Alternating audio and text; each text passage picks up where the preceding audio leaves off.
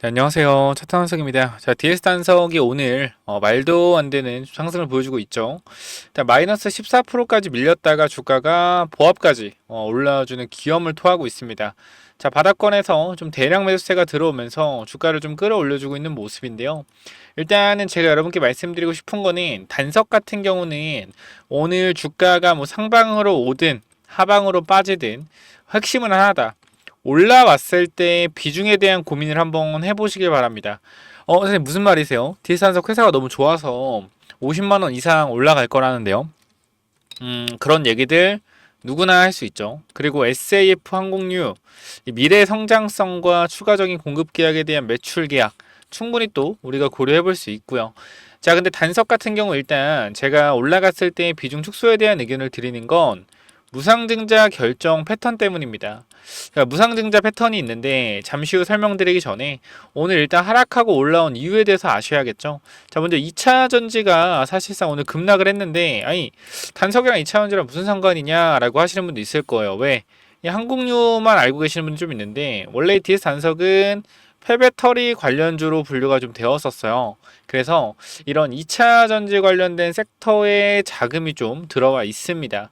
그래서 2차 전지가 하락을 할 때 단석도 아무래도 폐배터리 섹터에 좀 있었고 오늘 보시면 폐배터리 원래 대장주가 성일하이텍이라는 데거든요. 성일하이텍. 자, 원래 얘네가 폐배터리 대장주인데 오늘 급락이 나왔어요. 마이너스 뭐 14% 급락이 나오면서 이 단석도 같이 좀 끌어내린 모습인데 결과적으로 단석이 올랐던 이유는 2차전지 뭐 배터리 때문에 오른 게 아니고 SAF 항공유 이쪽으로 좀 주가가 올랐기 때문에 결과적으로 단기적으로 이제 폐배터리 물량은 나가고 새로운 수급이 좀 들어온 거겠죠. 자, 근데 우리가 무상증자 1대1 무상증자를 진행하는데 11월 26일이 신주 배정 기준입니다. 권리라고 따지면 11월 22일에 권리락이 뜰 거예요. 그럼 앞으로 금, 월, 화, 수, 목 오늘 포함 5거래일밖에 남지가 않았습니다. 다음 주에 권리락 뜨기까지. 근데 권리락이 뜨면 어떤 마법이 생기냐면요. 만약에 주가가 그죠? 주가가 예를 들어서 5만 원, 15만 원이야. 그럼 권리락 날이 딱 되잖아요. 그러면은 내 주식이 5만 원이 됩니다. 내 계좌에 마이너스 66%가 찍혀요. 왜냐면 1대1 무상증자인데 15만 원짜리를 두 개 더 줄 수 없잖아요. 그럼 시총이 3배가 늘어야 되는데 말이 안 되잖아요. 그러니까 이 시총이 낮아지니까 이 가격을 줄이는 겁니다. 마이너스 66% 찍히는데 대신에 12월 24일 신주가 못 들어요? 두 주가 들어와요. 신주가. 그러면은 결과적으로 또이또이 한 거죠. 신주가 들어올 때 주가가 7만 원이라고 하면 그쵸? 전날이. 그럼 우리는 이게 무조건 수익이다라고 또 생각을 할 수가 있는데 사실상 여러분들이 수익 중이면요. 대부분 모든 사람들이 뭐요? 모든 사람들이 수익 중일 거예요. 왜? 다 한 주 가지고 있으면 두 주 받으니까 다 똑같을 거란 말이야.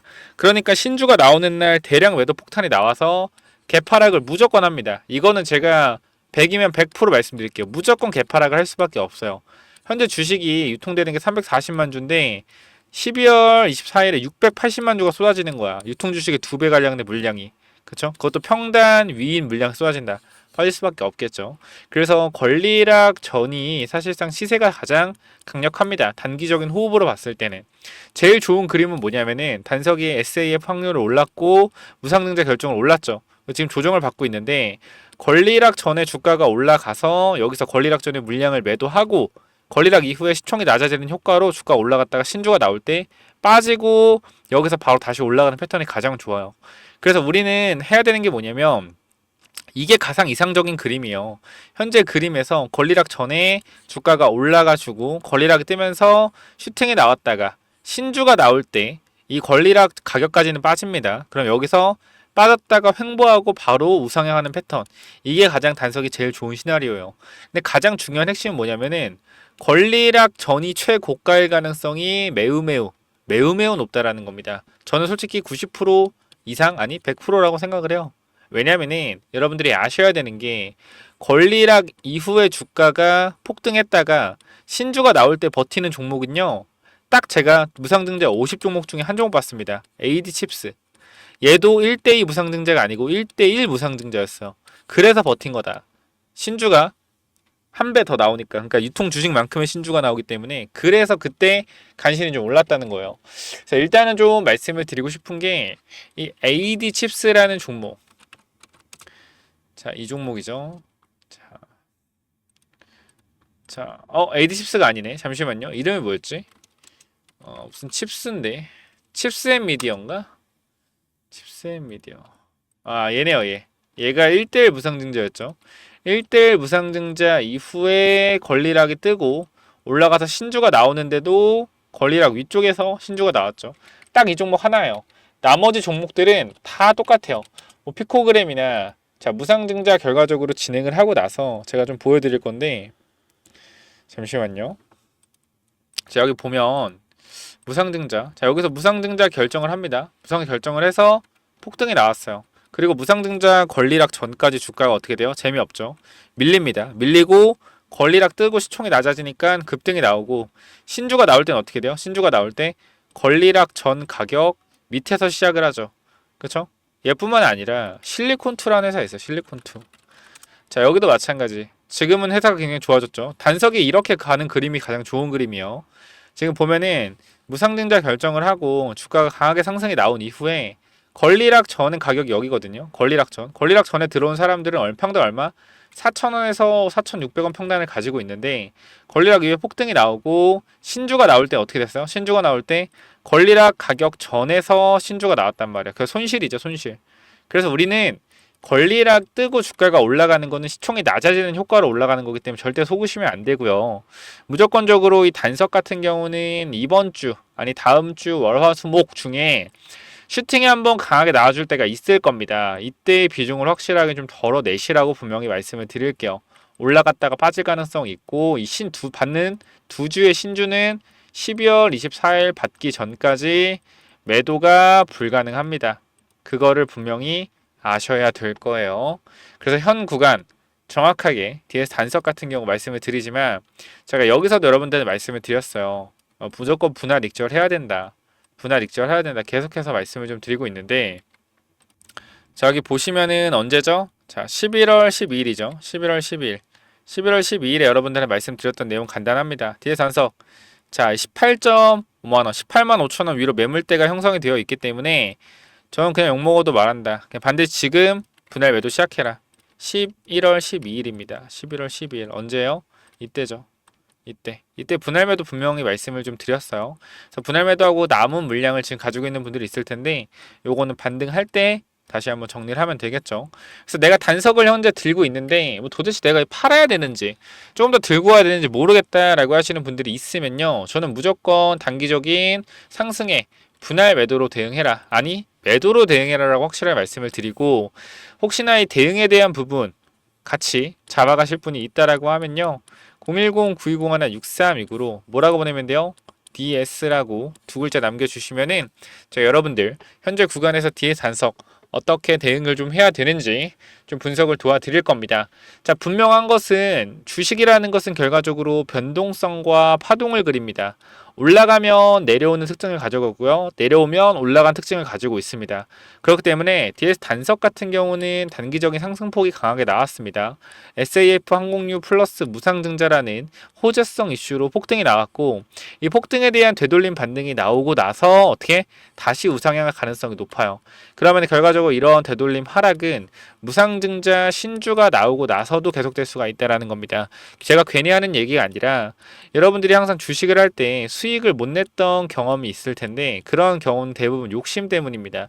내가 3% 단타 치는 것도 3% 5%만 먹어야지 하다가 급등이 나오면 10%까지 올라가는 경우가 있을 거예요. 그래서 욕심내서 10% 먹고 나온 적도 있고 더 욕심내서 15% 먹은 경험도 있을 거예요. 근데 이런 경험들이 독이 돼서 3% 5% 올라갔을 때 매도해야지 라고 생각을 했다가도 과거에 10% 15% 먹은 경험 때문에 이 3% 5% 수익률을 낮추고 주가가 빠졌을 때 손절하는 경우가 정말 많았을 겁니다. 왜냐하면 대부분 개인 투자가 경험을 하는 부분이기 때문에 그래요. 뒤에 단석도 마찬가지예요. 플러스 뭐 50% 수익이었던 사람들 많을 텐데 수익률이 많이 떨어졌겠죠. 하지만 이런 수익률이 기억나서 내가 매도하지 못한다라고 하면 결과적으로 더 큰 손실을 볼 수가 있습니다. 그러니까 내가 개인적으로는 저는 조금이라도 대응하려면 50%의 정도의 비중은 2분의 1 정도는 무조건 한 번 더 급등했을 때 덜어내시고 뒤에서 눌리면 다시 한번 모아 가시는 게 좋아요. 어차피 신주가 나올 땐 주가가 눌릴 수밖에 없다. 이것은 제가 여러분들한테 분명히 말씀을 드리고 싶은 부분입니다. 자, 그렇기 때문에 다시 한번 말씀드리지만 텔레그램방 제가 무료로 여러분들한테 어떻게 대응해야 될지 제 개인적인 의견을 전달 드릴 건데 이 텔레그램방이 크게 도움이 여러분들한테 안 될 수도 있어요. 안 될 수도 있다. 뭐 별거 없는데 생각할 수 있는데 사실상 저는 주식을 좀 아는 편이에요. 그래서 여러분보다는 지식이 좀 굉장히 많을 겁니다. 그래서 여러분들이 좀 잘 모르는 부분들 제가 글을 많이 써드려요. 오늘 2차전지 하락도 마찬가지로 투매가 나올 때 절대 투매하지 말아라. 주식은 결과적으로 반등 시에 정리하는 거다라고 말씀드리죠. 뒤에 단석도 마찬가지예요. 지금 자리에서 주가가 하락을 하지만 결과적으로 반등할 때 대응하고 정리를 하셔야 됩니다. 그래서 이러한 부분들 설명을 드릴 거고 내가 공부를 좀 하고 단석에 대한 매도 타점을 좀 잡아가고 싶다. 아니면 신규 진입을 어디서든지 헷갈린다 하시는 분들은 DS라고 두 글자 남겨주셔서 반드시 텔레그램방 들어오셔서 같이 대응을 하시면 좋겠고 추가적으로 우리가 분할 매도 이후에는 히든 종목 하나 공유를 해드릴 겁니다. 쉽게 말씀드리면 IRA 법안으로 23년도에 이차전지가 급등을 했고 요게 지금 폐지한다고 하니까 이차전지가 급락을 하고 있잖아요. 그만큼 미국 정책에 우리나라 주식들이 많이 움직이는데요. 우리가 이 미국의 생물보험법이라는 게 24년도 12월에 통과가 예정됩니다. 이게 뭐냐면 바이오의 호재인 법안이요. 그래가지고 미국에서 법안이 움직인다라는 건 우리나라 섹터를 들어올릴 수가 있는데 중국산 원료 의약품과 위탁 생산을 막는다는 그런 법안이거든요. 이거에 대한 수혜가 우리나라로 당연히 올 것이고 2차전지 금양이 막 50배, 에코프로 30배, 포스코 10배 올라가는 것도 다 IRA 법안 이후에 주가가 올라갔다라는 거예요. 가장 핵심적인 부분은 이러한 법안이 통과되게 되면 제2의 금양 안 나오겠습니까? 제2의 에코프로 안 나오겠습니까? 바이오에서 나오고 있단 말이야. 이미 바닥에서 3, 4배 오른 종목들이 많아요. 바이오 종목들도. 얘네가 10배, 20배도 올라갈 수 있는 게 주도주 시장인데 현재 주도주 시장이 바이오에서 완성되고 있다. 결과적으로 생물보안법 통과되는 순간 이 CDMO 쪽이나 그죠? 아니면은 CDMO 쪽 아니면은 어떤 거? 원료 의약품 쪽에서 급등이 좀 나올 수 있을 텐데 이런 것도 히든 종목 하나 준비했으니까 꼭 받아가시고요. 자, 정리하겠습니다. 뒤에 단석 매우 타점에 대한 부분, 추후 매수 타점에 대한 부분은 DS라고 위에 번호로 두 글자 남겨주셔서 텔레그램 무료로 입장을 하시고요. 추가적으로 히든 종목 말씀드릴 거고 영상 마지막에 그리고 무상증자에 대한 기법 왜 무상증자 했을 때 권리락 전에 매도해야 되는지 이러한 히든 기법까지 설명드릴게요. 자, 히든 기법 이건 또 뭐냐면은 제가 요거 정말로 이제 진짜 오랜만에 좀 완전 괜찮아 보이는 종목이다라고 생각해서 가져온 종목인데 지금 계속적으로 횡보를 하고 있어요. 자, 이 종목 보면 잘 봐봐요. 설명을 드릴게요. 자, 이 종목 차트 전에 우리가 이걸 한번 볼게요. 자, 이 종목이랑 이 종목은 어때요? 차트가 어때요? 똑같지 않나요? 움직임 자체가 봐봐요. 이 종목 매집 후에 그죠? 고의적으로 하락을 유도해서 하락을 만들어냈죠. 그죠? 악재를 노출시켜서 하한가를 만들고 뭐 했어요? 바닥에서 매집을 진행하고 301선과 224일선 장기 이평선 밑에서 검색기에 안 나오게 설정까지 완료했다. 그죠? 그 이후에 어떻게 했어요? 그 이후에 검색기 안 나오게 하고 그 이후로 보름 대량 매수세 들어오고 뒤에서 봐봐요. 어떻게 됐냐? 이렇게 됐어요. 이 자리에서 어떻게 됐어요? 이렇게 올라갔단 말이에요. 몇 배요? 12배. 한 달 동안 12배 폭등했어요. 이거 뭐요? EV 첨단 소재예요. EV 첨단 소재. 똑같단 말이야, 차트가. 얘랑 봐봐요. 얘랑. 똑같단 말이야. 올려놓고 뭐예요? 매집해서 고의적으로 이탈시켜서 바닥권에서 매집하고 있죠. 그죠? 장기 평선 밑에서 검색기 안 나오게 설정해놓고 매집 후 고의적으로 하락 유도하고 악재 누출해서 급락 만들고 뒤에서 대량 거래 들어오고 있죠. 보여? 이 자리요. 이 자리. 자, 여기서 한 번만 더 위로 올라오는 대량 거래 들어오면 어떻게 돼요? 이 자리에서 한 번만 더 위로 들어오는 대량 거래 들어오면 그때부터 잡을 수 없습니다. 왜? 왜 못 잡아요? 이렇게 올라가니까. 그죠? 이거 바닥에서 100만원 아니 200만원이라 사놓으면은 10배까지도 갈 수 있는 종목이라고 저는 개인적으로 생각을 합니다. 무조건적으로 체크 한번 해보시기 바래요. 자, 요 종목 몇 번으로 보내면 된다고요? 010-9201. 자, 6329로 히든이라고 남겨주세요. 히든. 요거 선착순 30명은 그냥 제가 드리도록 하겠습니다. 히든이라고 꼭 남겨주시고요. 자, 그래서 요 종목은 제발 꼭 한번 받아가 보시면 좋을 것 같아요. 받아가면 좋을 것 같고, 아까 제가 말씀드렸던 이 기법까지 설명을 좀 드리도록 할 텐데요. 이 기법은 뭐냐면은, 자, 이 기법이 뭐냐면요. 단기적으로 제가 이렇게 좀 만들어 놨는데, 제가 이 종목을 발굴하는 거를 이런 식으로 발굴한다라는 걸 좀 말씀을 드리는 거고, 요거는 내려서 읽어보시면 될 것 같고요. 자, 요 부분을 좀 말씀을 드리도록 하겠습니다. 자, 이쪽을 좀 당겨서 확인을 해보면은, 자, 이쪽에 제가 이 주식을 하는 데 있어서 가장 좀 중요하게 봐야 되는 부분들을 간단하게 정리를 좀 해놨습니다. 세력들이 매집하는 원리를 알아야 버틸 수 있는 힘이 생긴다라는 건데, 주식이라는 건 항상 변동성이 있기 때문에 이 변동성에 저점 부분에 매수를 해야지 올라갔다 내려갔다 올라갔다 내려갔다 할 때 이 가장 저점 부분에 잡아놔야지 변동성에 견딜 수 있다라는 건데, 만약에 이 변동성의 중간 부분에 잡아 놓더라도 세력이 매집을 했다라는 확신만 있으면 내가 버텨갈 수 있다라는 겁니다. 자, 모든 주식에는 세력이 존재하고 그 세력은 개인일 수도 있고 외국인일 수도 있고 기관일 수도 있죠. 결과적으로 물량을 많이 가진 놈들이보다 우리가 말하는 세력이라고 하는 존재들이다. 자, 그리고 주식은요 항상 선반영이다라는 거 우리가 인지를 하셔야 된다. 왜냐면은 에코프로 한번 보자고요. 에코프로 주가가 10만원에서 150만원 갔다 어디까지 빠졌죠?